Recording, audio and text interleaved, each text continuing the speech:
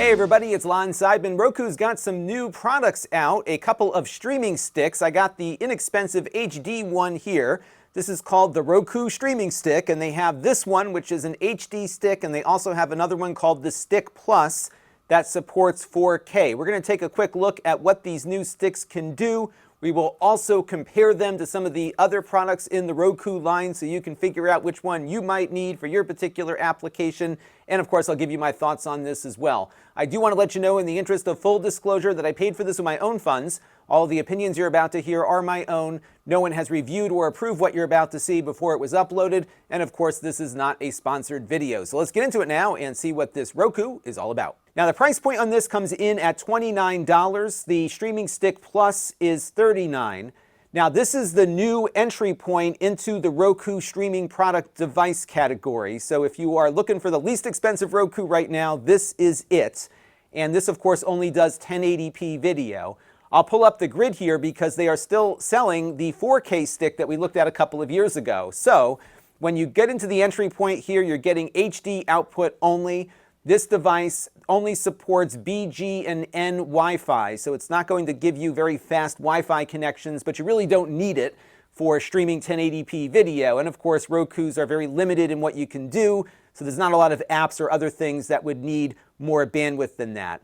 The other streaming stick they just released, called the Streaming Stick Plus, does support 4K and HDR, and as such, it has a faster Wi-Fi radio on board. This supports AC Wi-Fi, which does provide a little more bandwidth, which might be necessary for some 4K streams that you might be watching. So it does have that. But what it lacks is support for Dolby Vision, which the Streaming Stick 4K, which we looked at a couple of years ago, does have. So if you've got a fancier 4K set, I think the Streaming Stick 4K is still the way to go, and it's not all that much more expensive versus the Streaming Stick Plus. Additionally, the Streaming Stick 4K integrates the Wi-Fi antenna into the power cord, so you're able to get it out from behind your television, and if your TV is in an area with shoddy Wi-Fi, it might do a little better with that one versus one of these streaming sticks. But Roku continues to have these very incremental steps in between different products in their product line. But I think if you are just looking for something to hook up to a 1080p television, like when you're traveling or something, the entry point here is going to be a good solution. Anything more than that, I would say the Streaming Stick 4K is the way to go. It really isn't that much more expensive than the Plus, and I think offers a little bit more.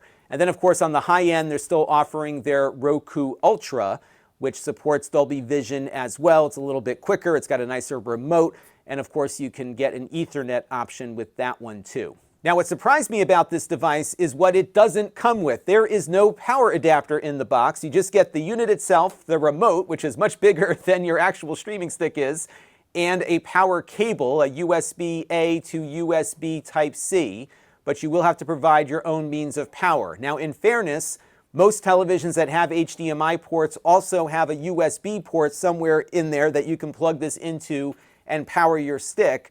But if you don't have that option available to you, you will need to find yourself a USB power brick to get everything powered up. It doesn't need much power. Any phone charger will do, but just know that you're not going to get the power adapter in the box. The cable, though, is USB-C, as you saw, and this does have a USB-C port on the side. I did try some Ethernet devices that provide power and networking. Those did not work. I tried a couple of different docks on it.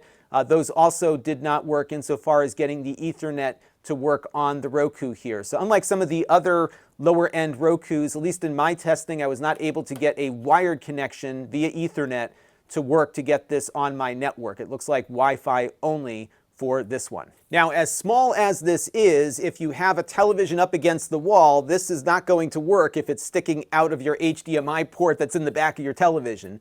They do not give you an extension cable in the box like Amazon and some of their competitors do, but they do have the ability to send out for one. So you will get a free cable provided you go to my.roku.com/HDMI. You fill out the form and they'll mail it to you, but you don't get it in the box, so just be prepared for that. All right, why don't we take a look and see what this Roku is all about. One thing I love about Roku are their remote controls. They feel very sturdy. This one is powered by AAA batteries. And it will also link up with your television so you can control the volume and the power. It does that through HDMI CEC. This does not have any kind of infrared control on it, so it's not going to work as a universal remote, but you will be able to control volume and power on your television. There is a volume switch here on the side. I'll give you another look at it here, along with a mute button. Additionally, it supports voice searches. So why don't we look for something on Netflix real quick. I'm going to hold down the microphone button and say Meridian on Netflix. And this is a open source Creative Commons video that Netflix has. It shouldn't get me into copyright trouble here. And as you can see, initiating that voice search actually initiated a search inside of the Netflix app. I can click on Meridian here, and I can show you how fast everything plays back. And we'll just go through the menu option here, and there we go. So we are up and running here with Meridian. Now remember, this one that we're testing only supports 1080p, but if we had the 4K version, this video would be playing in 4K. And all in, it works like you would expect for a Roku box. Pretty simple to jump around through the apps and get set up. You do set it up on a mobile phone or on a computer to start, and you can choose which apps get installed at the time. You can also jump into the Roku channel store and add more through the interface here. One thing that Roku is really pushing now are all of their free content options, because a big part of Roku's business now is content. In fact, they make more money off the content than they do off the streaming devices that they sell to you. So they have now their own live TV thing here, which is a lot like Pluto TV and others, where you get a channel guide with a bunch of free channels that you can scroll through here almost endlessly. You can add favorites to this list, so if there are channels that you like to watch or just leave on, you can jump back to those quickly. You can, of course, also install Pluto and Tubi and some of the other options that are out there as well. And they also have a free section here. It's called Featured Free. And in here you can find a bunch of shows that you can watch on demand along with movies. Some of these come from the Roku channel, which is Roku's own platform, but other folks will have their stuff in here too. Now, I've been a Roku user since the very first box came out in 2008 or so, and over the years, the interface is becoming more and more cluttered with advertising. It is still one of the cleaner interfaces when you compare it to Android TVs and to Fire TVs, but we're starting to see more and more ads slip in. The new one that I've noticed recently is this one that animates and scrolls in. There you go. You can see the one on the side here when you move into your app selection. Apparently, Roku has been running some tests with video advertising during pause screens and other ads popping up when you pause the interface. So we're going to be seeing more and more clutter, I think, on these Roku devices, again, because Roku's business model is more centered on content now than it is on the devices itself. So this is an entry point into making more money, but it still is cleaner than what you might see with a Android or Amazon-based device. But just be ready for more ads to sneak their way in with each update. But still, it's very easy to navigate here, select what you want, and you are off and running with it. There's also some universal search features as well, so if you don't know what streaming channel something is on, you can just do a general search. So I could say Star Trek: The Next Generation. And what it will do is look for Star Trek: The Next Generation across many services here. So the first thing I'll have is an option to select the show. I can jump into that, and then it'll tell me everywhere I can watch it. So for example, I can watch it for free on one of the Roku live streaming channels. I can buy it from, or rent it from Amazon Prime Video, and I've got more options here too. So they've got some good search functionality here for finding things, a lot of free content to look at. And I found even with these new ads slipping in, it's still easier to navigate a Roku than it is some of the other offerings I see in this price point.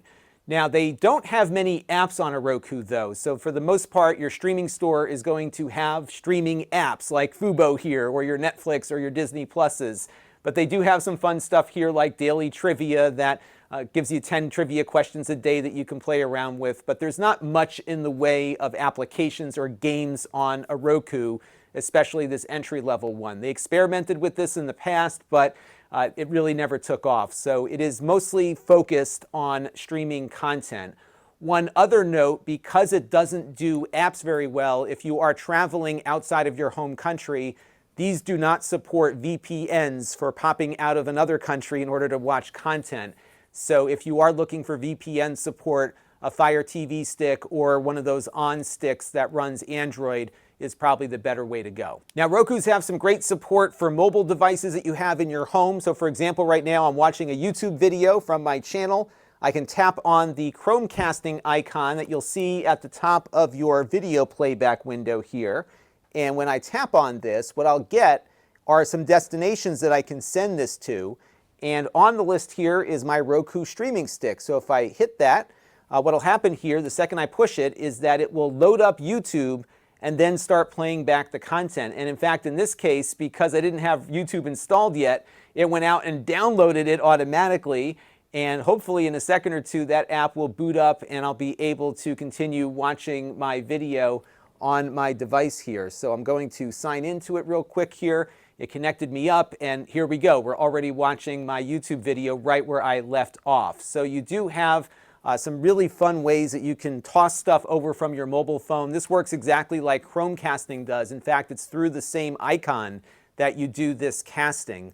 One other thing that this supports is the ability to connect up your Android devices via Mirrorcast or your iPhones via Airplay. Let me show you that real quick. So for example, on the iPhone, I can pull down my menu here, click on the sharing button inside of the control center, and what you'll see on the list here is the Roku streaming stick. That will get the sharing going. The first time you share, it'll have you put a code in, but now you can see that my screen is mirrored here on the television going through the Roku.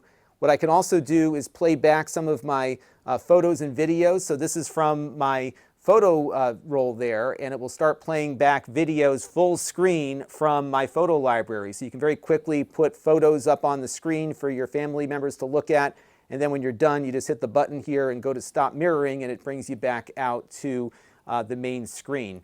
Roku also has a great mobile app. Let me show you how that works. Now, the Roku app is starting to get a bunch of ads on it as well, unfortunately, but the core functionality is still useful.